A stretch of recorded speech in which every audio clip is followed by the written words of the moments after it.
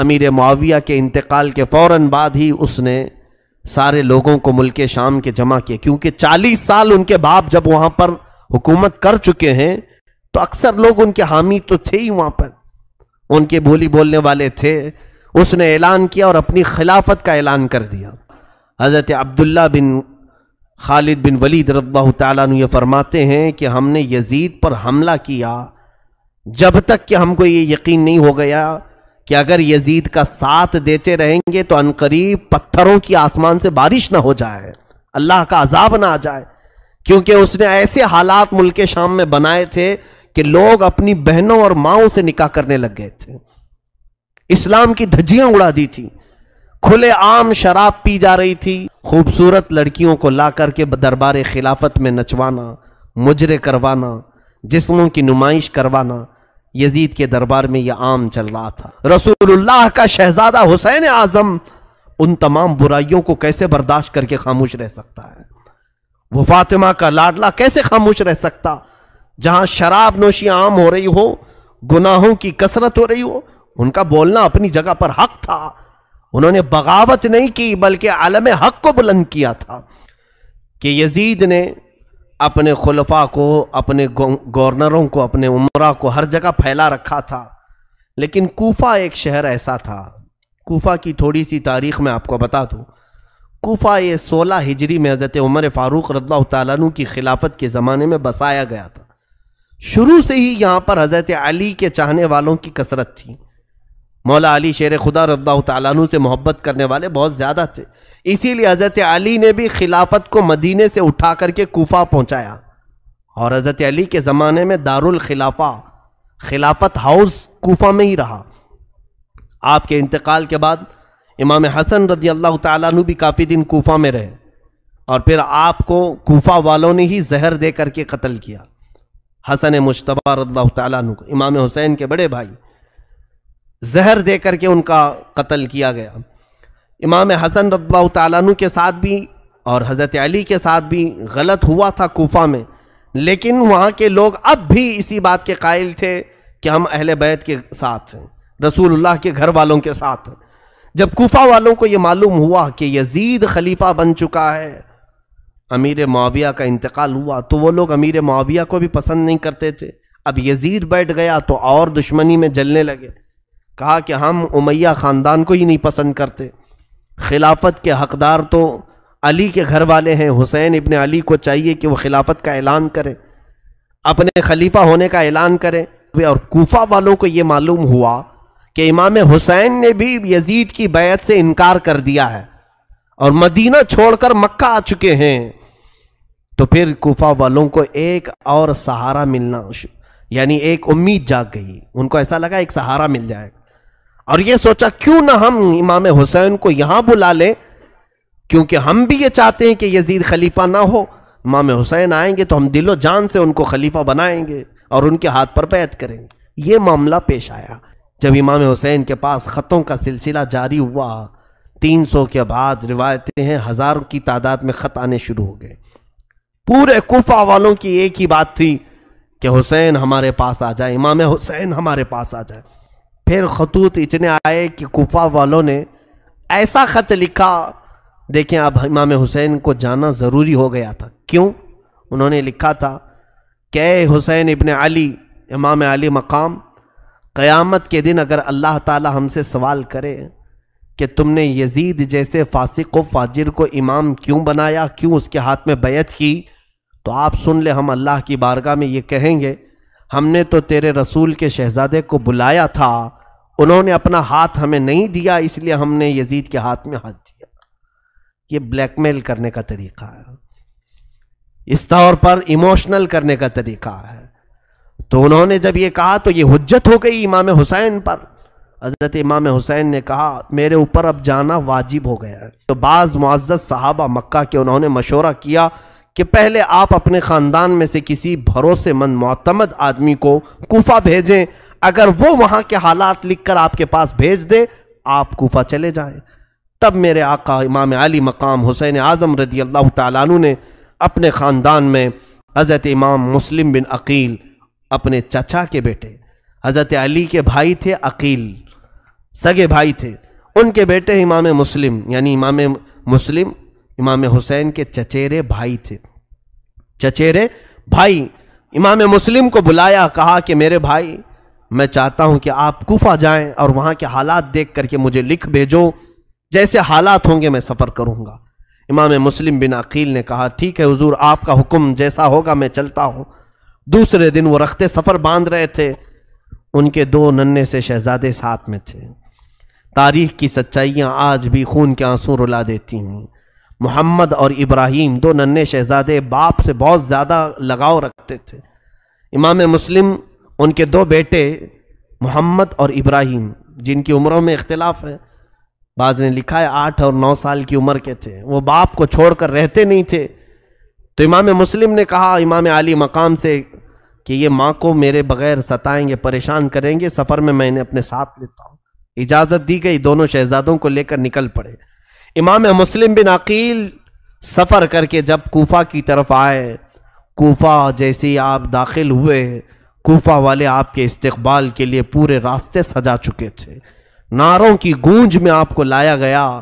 جگہ جگہ آپ کے استقبال، ہر گھر میں دعوت، اور ہر گھر والا آپ کے لیے پلکیں بچھائے کھڑا تھا. امام مسلم بن عقیل جب کوفہ میں داخل ہوئے، لوگوں کی اور یہ جوش عقیدت، یہ محبت دیکھا آپ نے، اور اس کے بعد سارے لوگوں کو بلا کر کے کہا میں حسین ابن علی کا وکیل بن کر کے آیا ہوں، لہٰذا تم امام حسین کی بیعت چاہتے ہو، میرے ہاتھ پر بیعت کر لو. میں حسین ابن علی کی بیعت تم سے لینے آیا ہوں، وکیل بن کر ان کی بیعت لینے آیا ہوں. تو اس وقت کوفی لوگوں میں سے 12,000 لوگوں نے آپ کے ہاتھ پر بیعت کی. 12,000 لوگ بیعت کیے. یہ محبان اہل بیت کہلائے. حضور صلی اللہ علیہ وسلم کے گھر والوں سے محبت کا انہوں نے ایک عملی نمونہ پیش کیا.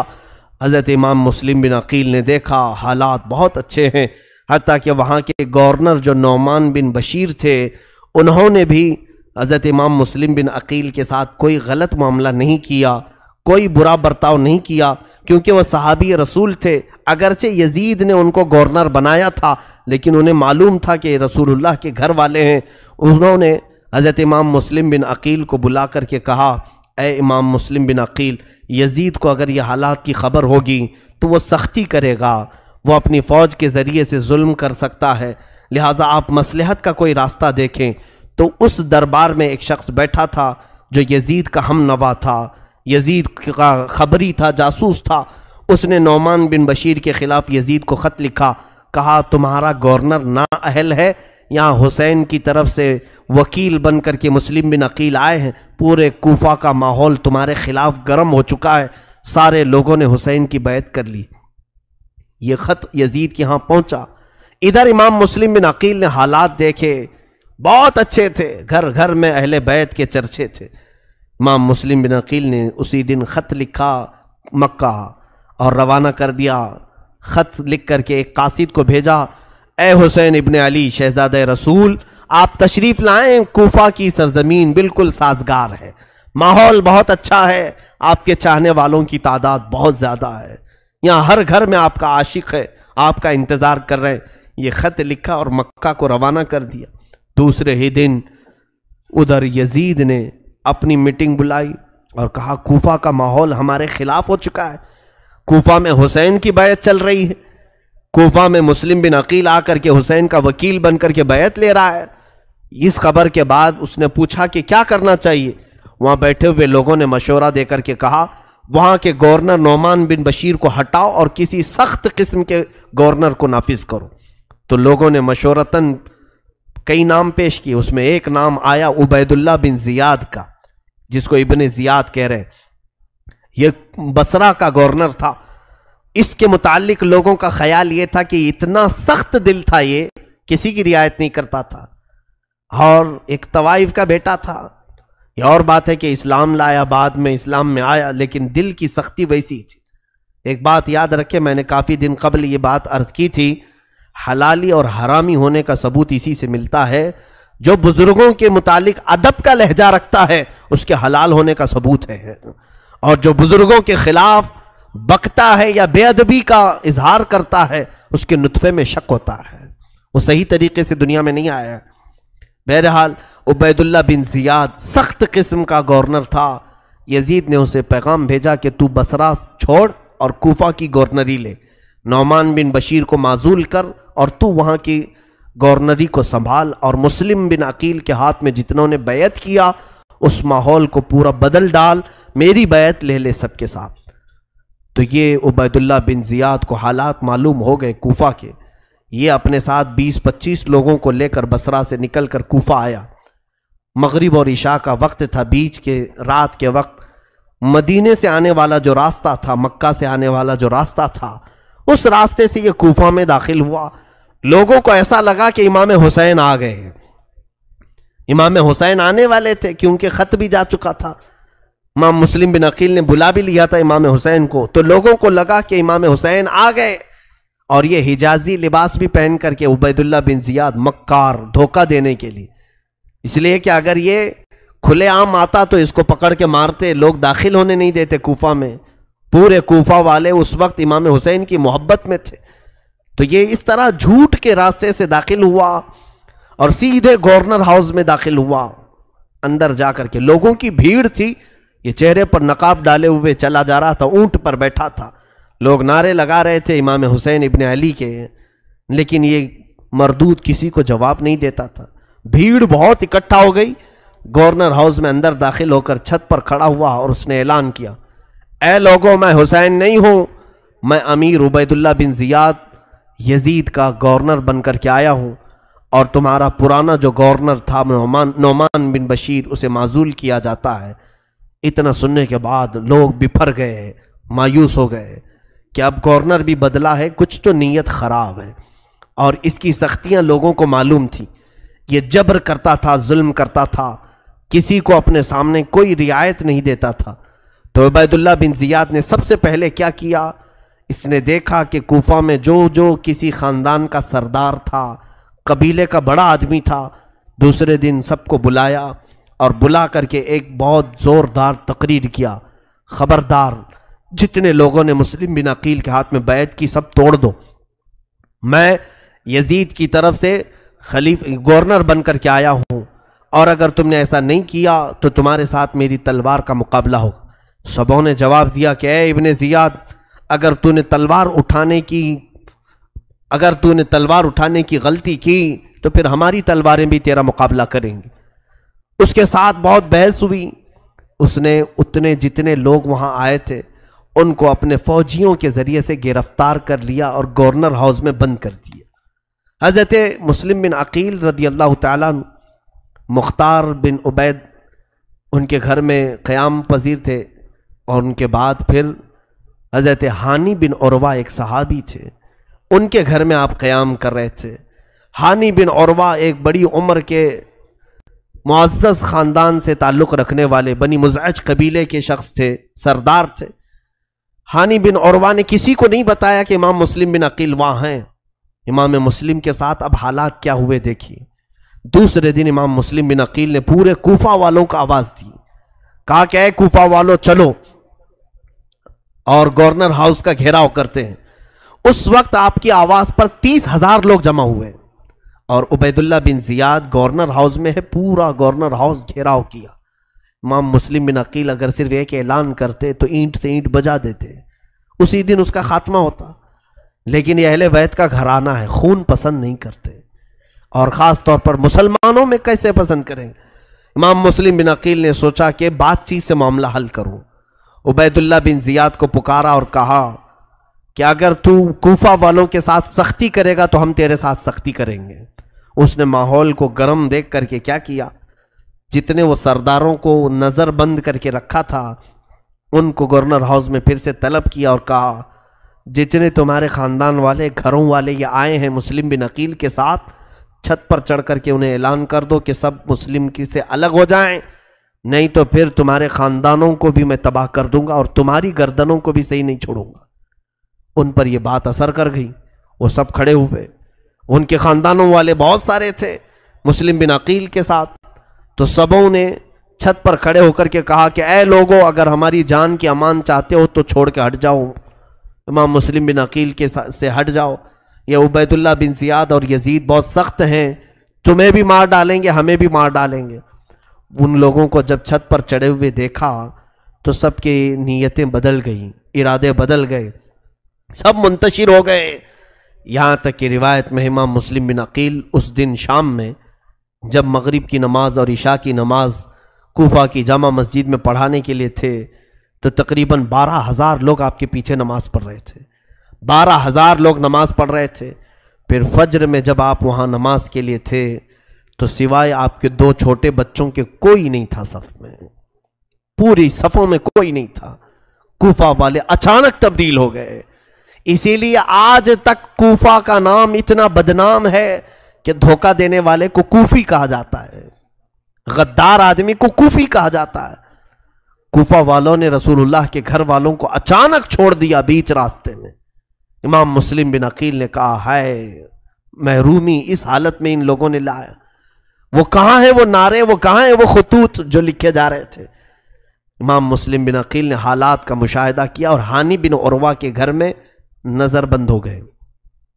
اب عبید اللہ بن زیاد نے تلاش جاری کروا دی کہ ڈھونڈ کر کے لاؤ کہ مسلم بن عقیل ہے کہاں، کسی کو نہیں مل رہے تھے۔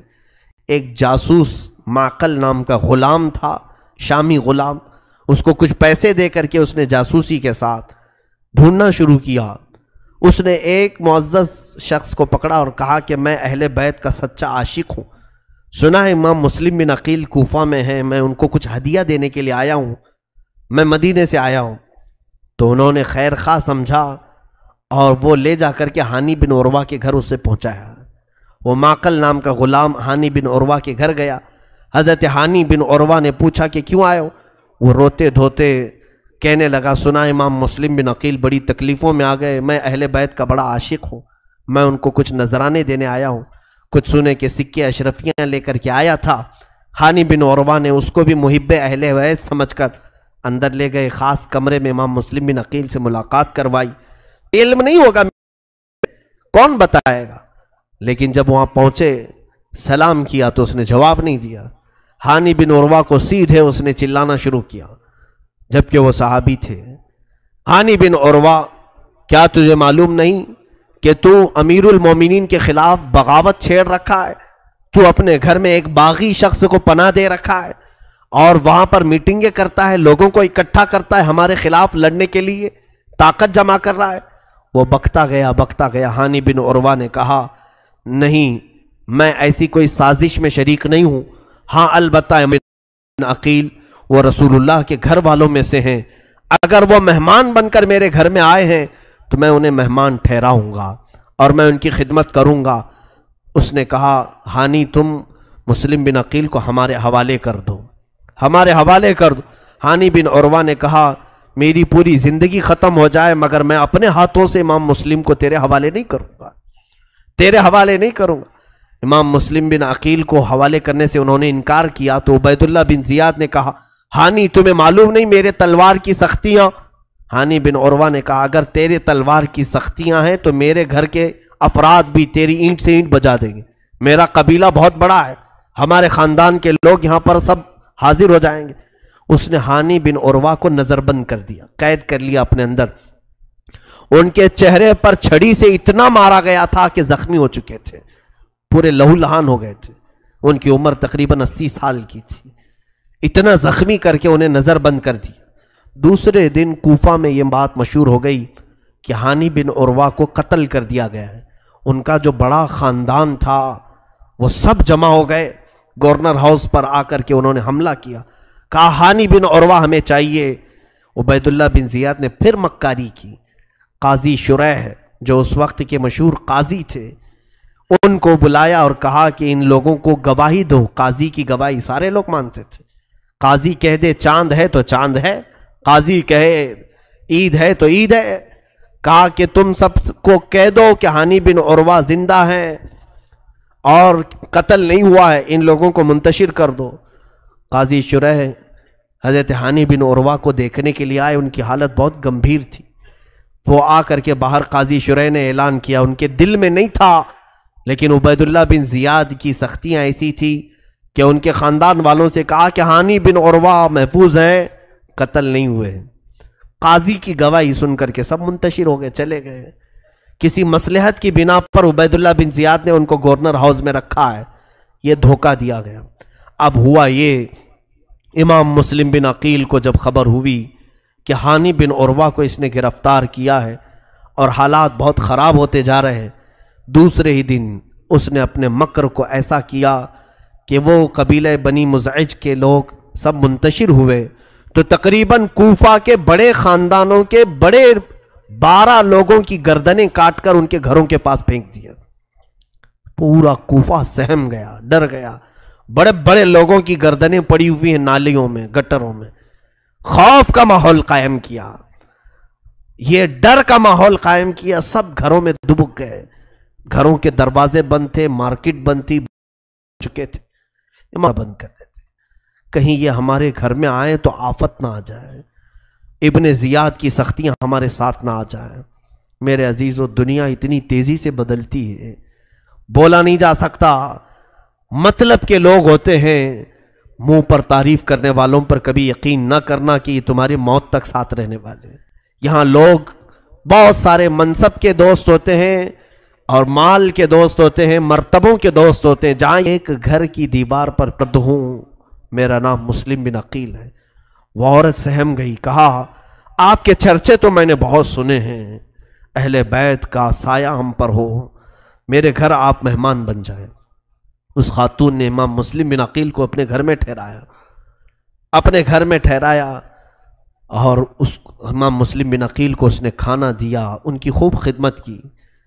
اس توعہ نامی عورت کا بیٹا عیاش قسم کا تھا، شراب کا دلدادہ تھا، اس نے آ کر کے دیکھا کہ اس کے گھر میں امام مسلم بن عقیل ٹھہرے ہوئے ہیں، تو جا کر کے کچھ جاسوسوں کو اس نے خبر پہنچائی، ابن زیاد تک خبر پہنچا دیا کہ میرے گھر میں امام مسلم بن عقیل ٹھہرے ہوئے ہیں۔ ابن زیاد نے ایک چھوٹا فوجی دستہ دے کر کے بھیجا کہ مسلم کو گرفتار کر کے لے آؤ۔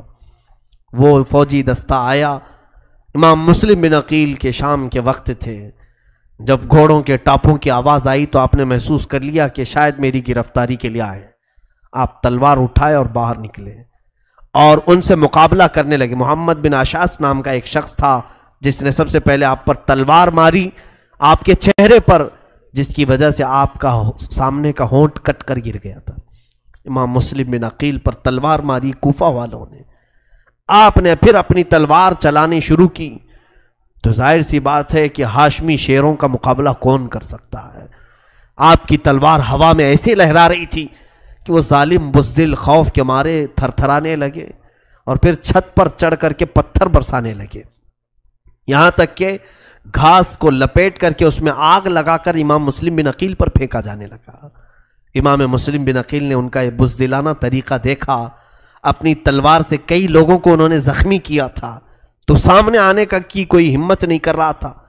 آپ تھک ہار کر کے بیٹھے تو اس میں سے ایک ظالم نے کہا، اے مسلم، ہم امان دیتے ہیں آپ کو، ہماری امان میں آ جاؤ۔ آپ نے کہا، تم اگر اپنی بات کے سچے ہو تو میں اپنی تلوار نیام میں رکھ لیتا ہوں۔ تو انہوں نے کہا، ہم آپ کے ساتھ لڑنا نہیں چاہتے، صلح چاہتے، امان دے دیا ہم نے آپ۔ امان کی بات کر کے امام مسلم بن عقیل کے پاس آئے، کہا چلیں ہمارے ساتھ، آپ چلیں۔ ایک گاڑی پر، اس وقت کی جو یکا گاڑی تھی، گھوڑا گاڑی، اس پر بٹھایا۔ امام مسلم بن عقیل سے کہا، دوستی میں محبت میں باتیں کرتے کرتے ان کے نیام سے تلوار کو چھین لی۔ اگر تم نے امان دے دیا ہے تو تلوار کیوں نکال لی ہے؟ کہا نہیں، آپ سے لڑنے کا کوئی ہمارا ارادہ نہیں۔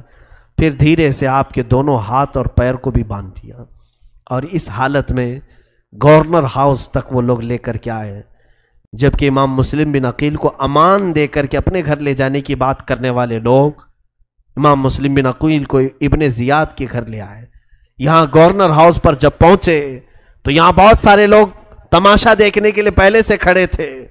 امام مسلم بن عقیل آئے گورنر ہاؤس میں، یہ آپ کی شجاعت اور جواں مردی کو دیکھیں۔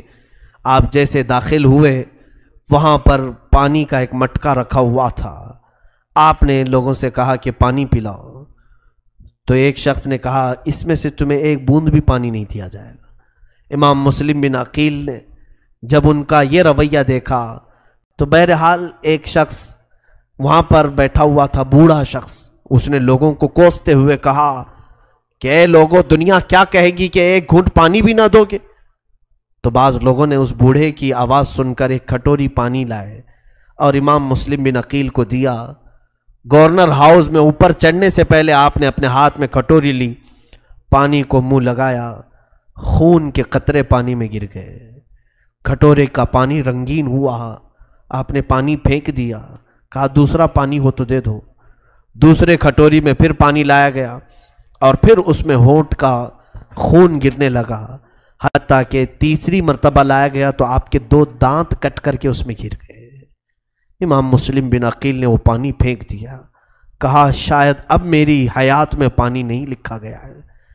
میں یہاں پر رک کر کے کہنا چاہتا ہوں، پانی تو اس وقت پی سکتے تھے، جان بچانے کے لیے کسی بھی طرح کا پانی مل جائے 2 گھونٹ پینے میں کوئی مذائقہ نہیں، اسلام اس بات کی اجازت دیتا ہے۔ مگر اس ہاشمی جوان نے پورے نوجوانوں کو یہ درس دیا ہے کہ خون ملا ہوا پانی وہ اپنی آخری حیات میں پینا پسند نہیں کرتے، تو جو لوگ شراب اور بیئر خوب مزے سے پیتے ہیں وہ کیا جواب دیں گے؟ قیامت کے دن نشے والی چیزیں استعمال کرنے والے امام مسلم بن عقیل کو کیا جواب دیں گے؟ رب ذوالجلال کے حضور تمہارا سوال ہونے والا ہے کہ تمہیں آج مزے سے، مال کی چربی سے سارے نشے کر جاتے ہو، وہاں تو ان کی ہونٹ کٹ گئے تھے تب بھی پانی نہیں پی پا رہے تھے کہ خون گرا ہوا پانی میرے لیے جائز نہیں۔ اسی حال میں گورنر ہاؤس میں پہنچائے گئے۔ عبید اللہ بن زیاد کو آپ نے سلام نہیں کیا تو دربار میں بیٹھے ہوئے لوگوں نے کہا اے مسلم بن عقیل، یہ امیر کوفہ ہے، گورنر ہے آپ کا، آپ سلام نہیں کیے اس کو؟ آپ نے کہا اگر یہ میرے قتل کا ارادہ کیا ہے تو اس کو کوئی سلامتی نہیں، اور اگر یہ صلح کی بات کرتا ہے تو اسے 1000 سلام ہو۔ عبید اللہ بن زیاد نے کہا کہ اے مسلم بن عقیل، تم بات کرنے میں بڑے جری ہو، اب یہاں جو ان دونوں کا مکالمہ ہوا، جو بحث ہوئی، وہ بڑی قابل شنید ہے، سننے کے قابل۔ امام مسلم بن عقیل سے اس نے کہا کہ آپ نے یہاں کوفہ کا ماحول بگاڑ دیا، امیر المومنین یزید کے خلاف ماحول گرم کیا، سارے لوگوں کے ساتھ آپ نے حسین کی وکالت میں بیعت لی، اور سارے لوگ ایک ہی بات یہاں کرتے تھے، آپ نے 2 جماعتیں بنا دی۔ امام مسلم بن عقیل نے کہا تجھے غلط خبر ملی ہے، یہاں کے لوگوں نے ہمیں دعوت دے کر کے بلایا، یہ یزید سے راضی نہیں تھے، یزید کے فسق و فجور کے خلاف تھے، اور ہم حسین ابن علی کی وکالت میں ان سے بیعت لینے کے لیے خود نہیں آئے، بلائے گئے ہیں۔ عبید اللہ بن زیاد کے ساتھ جو مکالمہ ہو رہا تھا، امام مسلم بن عقیل سے اس نے کہا اب بھی تمہارے لیے وقت ہے کہ تم یہ تمام چیزوں سے باز آ جاؤ اور کوفہ والوں سے کہہ دو کہ یزید حق پر ہے، جو کچھ بھی میں نے بیعت لیا تھا وہ ساری بیعت یزید کے حق میں کر دو۔ حضرت امام مسلم بن عقیل نے کہا کہ میری زندگی سے کیا تو یہ امید رکھتا ہے کہ میں رسول کا غدار ہو جاؤں، خاندان رسول سے بے وفائی کروں؟ اے ابن زیاد، تو رسول اللہ کے گھر والوں سے یہ کبھی بھول کر امید نہ رکھنا، شاید تیری نسل میں خطا ہے جس کی وجہ سے تو اس طرح کی باتیں کرتا ہے۔ وہ بہت برہم ہو گیا، غصے میں آیا اور کہا آپ کے خاندان پر اس نے تانا مارنا شروع کیا، کہا کہ تمہارے گھر والے ایسے تھے ویسے تھے، معاذ اللہ۔ تو اس نے جب حضرت امام مسلم بن عقیل کے گھر والوں کو، حضرت علی کو کوسنا شروع کیا، حضرت فاطمہ کو، تو وہاں پر ایک بہت ہی بڑی عمر کے شخص بیٹھے ہوئے تھے جو نابینا تھے، وہ کھڑے ہوئے اور کہا کذاب ابن کذاب، عبید اللہ بن زیاد جھوٹا اور جھوٹے کا بیٹا ہے، تو نے فاطمہ اور علی کے متعلق ایسے جملے کیسے استعمال کیے؟ ان کو برداشت نہیں ہوا، ابن زیاد نے وہیں پر تلوار اٹھائی اور اس بوڑھے شخص کا قتل کر دیا۔ اس کے بعد امام مسلم بن عقیل سے کہا کوئی بات اور ہے تو بتا دو۔ آپ نے کہا کوئی مجمع میں ہے تو میں ایک وصیت کرنا چاہتا ہوں، کوئی میری وصیت سننے والا ہے؟ کوئی ایک بھی شخص آپ کی وصیت سننے کو تیار نہیں۔ وہاں ایک شخص بیٹھا ہوا تھا ابن سعد، وہ سعد ابن ابی وقاص کا بیٹا تھا، عمرو بن سعد۔ اس کو بلایا، تو قریش خاندان سے ہے، آجا میں ایک وصیت کرتا ہوں۔ وہ نہیں آیا، کہا نہیں مجھے کوئی وصیت سننا نہیں۔ عبید اللہ بن زیاد نے کہا سن لے جا کر۔ وہ آیا، امام مسلم بن عقیل نے کہا میری وصیت صرف اتنی ہے کہ کوفہ میں فلاں کے 700 دینار قرض تھے وہ ادا کر دینا، اور دوسری وصیت یہ ہے کہ امام حسین ابن علی کو خط لکھا تھا میں، یہاں کے حالات اچھے ہیں، تو برائے مہربانی کسی اور کو قاصد بنا کر بھیج دینا اور کہنا کہ یہاں نہ آئیں، اپنا سفر ملتوی کر دے، مکہ میں ہی رہیں۔ تیسری وصیت یہ ہے کہ اگر میں قتل کیا جاؤں تو میری لاش کو کسی اچھی جگہ دفن کر دینا۔ آپ نے وصیت کی، پورے مجمع میں وہ آ کر کے سناتا ہے، ٹھٹا مار کر کے لوگ ہنستے ہیں۔ امام مسلم بن عقیل کی وصیتوں کا مذاق اڑایا جانے لگا۔ عبید اللہ بن زیاد نے کہا کہ اے مسلم بن عقیل، اب تم کیا موت سے ڈر رہے ہو؟ امام مسلم بن عقیل نے کہا اگر موت سے خوف کھانا تجھے نظر آتا ہے تو میرے ہاتھ میں بھی تلوار دے اور تو اپنے ہاتھ میں بھی تلوار لے، اور پھر آ جا اور دیکھتے ہیں کہ موت سے کون خوف کھاتا ہے۔ کٹا ہے ہونٹ پھر بھی اس کو دعوت مقابلہ دے رہے ہیں۔ یہ ہاشمی جوانوں کی شجاعت ہے۔ امام مسلم بن عقیل کی یہ آواز سن کر اس نے جلادوں کو بلایا اور کہا کہ مسلم بن عقیل پر اتنے کوڑے مارو اور ان کو اوپر کی سیڑھیوں سے نیچے ڈھکیل دو۔ آپ پر کوڑے مارنا شروع کیا جلادوں نے۔ جن لوگوں نے ہاتھ میں ہاتھ دے کر بیعت کیا تھا، آج اس نرم و نازک بدن پر وہ کوڑے برسانے لگے۔ ہر کوڑے پر آپ اللہ اکبر اللہ اکبر کہتے تھے، اور اس کے بعد اونچی سیڑھیوں سے آپ کو ڈھکیلا گیا، یہاں تک کہ جسم کی ہر ہڈی کو توڑا گیا۔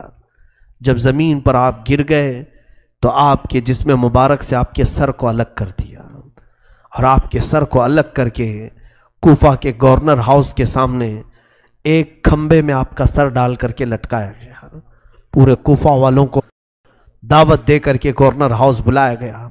دیکھو یزید کے خلاف آواز اٹھانے والے کا یہ حشر ہوتا ہے۔ انا للہ و انا الیہ راجعون۔ امام مسلم بن عقیل کی اس دردناک شہادت نے پورے کوفہ والوں کو ڈرا دیا تھا۔ میرے عزیزوں، یہاں رک کر کے میں ایک بات کہنا چاہوں گا، اسی کو تو موب لنچنگ کہتے ہیں۔ یہی تو موب لنچنگ ہے، تنہا کسی کو پکڑنا اور کئی کتے ایک ساتھ بھیڑ جائیں ایک شیر کے ساتھ۔ یہ کوفہ والوں کی حرکتیں تھیں جو آج بھی ہمارے ملک میں دہرائی جا رہی ہیں۔ یہ کس لیے کی جاتی ہیں؟ صرف خوف پیدا کرنے کے لیے۔ دیکھیں اگر ان کو مارنا ہوتا، یہ مار کر کے کہیں پھینک دیتے، ویڈیو کیوں بناتے ہیں؟ یہ ویڈیو کو وائرل کیوں کرتے ہیں؟ ان کا مقصد صرف یہ ہوتا ہے کہ ہر مسلمان تک یہ ویڈیو جائے۔ مجھے بڑی شرم آتی ہے، ہمارے بچے جلدی سے جلدی فارورڈ کرتے رہتے ہیں۔ کیوں تم ان کا ساتھ دے رہے ہو؟ اس طرح کی کسی بھی ویڈیو کو ہرگز فارورڈ نہ کریں اور پھر میسج میں لکھ کر کے بھیج۔ یہ ہمارے مسلمان بچے نہیں لکھتے ہیں، یہ سب ان کی سازش ہے۔ یہ سب ایموشنل الفاظ میں لکھ کر کے کہتے ہیں فارورڈ کرو جلدی سے جلدی، جس کے دل میں اسلام ہے، جس کے دل میں ایمان ہے وہ فارورڈ کریں۔ کائے کے لیے فارورڈ کریں؟ جس کے پاس جائے کمزور دل والا اور ڈر جائے۔ یہ سب تحریر بھی ان کی لکھی ہوئی ہوتی ہے، مارتے بھی یہی ہے، ویڈیو بھی یہی بناتے ہیں۔ یہی کوفہ میں کچھ ہوا تھا، مارا بھی ابن زیاد نے، اور اس کے بعد میسج بھی اسی نے پھیلایا کوفہ میں ڈر کا کہ جو یزید کے خلاف کھڑا ہوگا اس کا یہی انجام ہوگا۔ اور پھر اس زمانے میں ویڈیو تو نہیں تھا، لیکن اس نے سر کو باہر لٹکا کر کے لوگوں کو دکھایا، سر کو لٹکا کر کے رکھا، کتنے دنوں تک آپ کی لاش مبارکہ کے ساتھ بے حرمتی کیا۔ تو یہ ڈر کا ماحول اس لیے قائم کیا جاتا ہے، لیکن یاد رکھنا جو حسینی ہوتا ہے وہ ڈر کو اپنے دل میں کبھی جگہ نہیں دیتا، خوف نہیں آنا چاہیے۔ ایک بات یاد رکھو میرے عزیزوں، موت اور حیات اللہ کے دست قدرت میں ہے۔ پورا ہندوستان مل کر کے اگر تمہاری روح قبض کرنا چاہے نہیں کر سکتا جب تک میرا مولا نہیں چاہے گا۔ رب تبارک و تعالیٰ کی مرضی جب تک نہ ہوگی ان ظالموں میں سے کسی کی ہمت نہیں ہوگی۔ لیکن خوف کو نکالو اپنے بچوں کے دلوں سے، جوانوں کے دلوں سے۔ یہ سب موب لنچنگ اسی لیے کی جا رہی ہے کہ تم ڈر کر کے جینا شروع کر دو۔ آج لوگ آوازیں پست کر رہے ہیں، اب زیادہ مت بولو، اذانیں کم کر دو، ٹوپیاں چھپا کر کے چلو، داڑیاں منڈا لو، اس لیے کہ جہاں ہم کو دیکھیں گے ماریں گے۔ کیا تم اس طرح سے اپنا دین بیچ دو گے؟ ان کے خوف سے تم اپنے شعار اسلام کو بدل ڈالو گے؟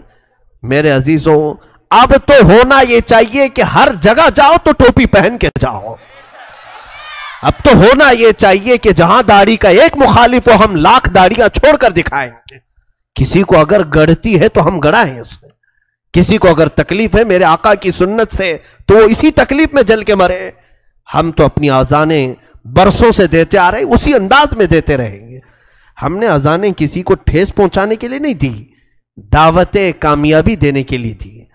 عزیزان گرامی، خوف کو اپنے دلوں سے نکالو اور کسی کے قتل اور موب لنچنگ کے ڈر سے اسلام سے دور مت ہونا، اسلام سے خوف مت کھانا، اور اللہ نہ کرے صد بار نہ کرے اگر کسی جگہ ظالم کتوں کے چنگل میں تم پھنس بھی گئے، جہاں یہ کہیں کسی معبود باطل کا تم ورد کرو اپنی زبان سے، تم بلال حبشی کو یاد کر لینا.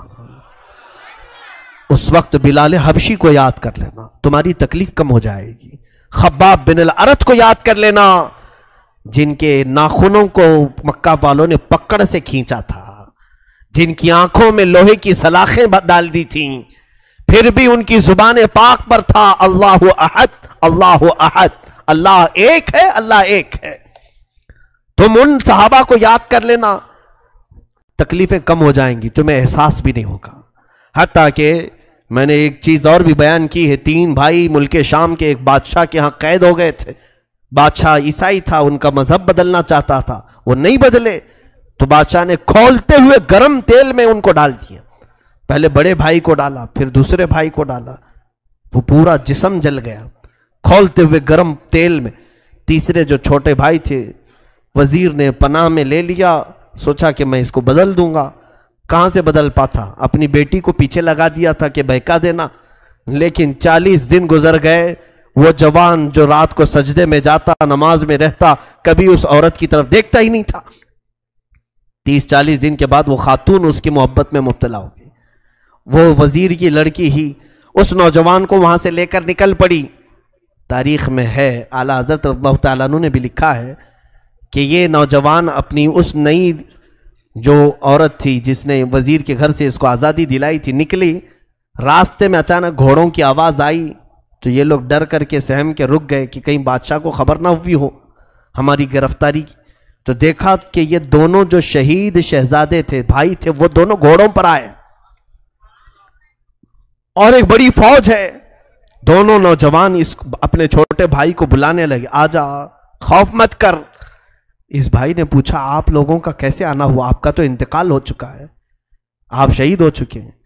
تو ان دونوں نے کہا کہ اے بھائی، تجھے کیا قرآن میں نہیں سنا کہ اللہ کی راہ میں جو مارے جاتے وہ مردہ نہیں